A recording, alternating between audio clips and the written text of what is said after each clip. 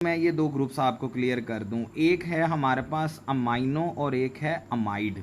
Amino group कौन सा होता है? Simply NH2।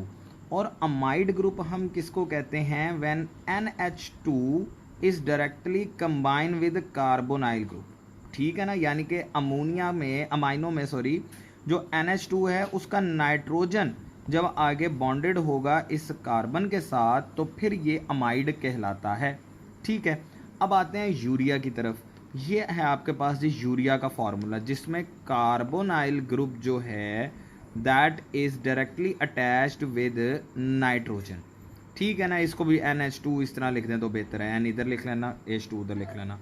तो ये जो कार्बोनाइल ग्रुप है ये यहाँ पर डायरेक्टली नाइट्रोजन से अटैच्ड है, तो फिर इसको मुझे अमाइड कहना पड़ेगा। यहाँ पर ये भी अमाइड है, ये भी अमाइड है, तो इस कंपाउंड को फिर मैं नाम दूंगा कार्बोनाइल डाई अमाइड, क्योंकि दो अमाइड हैं।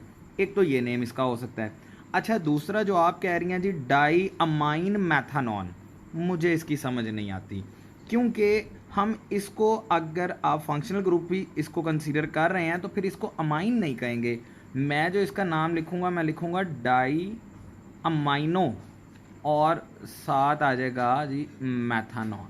ठीक है, तो या तो आप इसको डाई अमाइनो मैथानॉन कह लें या फिर इसको डाई अमाइड का नाम देंगे हम। ठीक है, अच्छा अब इसको भी आप छोड़ दें, डाई अमाइड मैथानॉन भी नहीं कहना, डाई अमाइनो मैथानॉन कह लें या कार्बोनाइल डाई अमाइड कह लें, या इसका एक और नेम कार्ब अमाइड हो सकता है।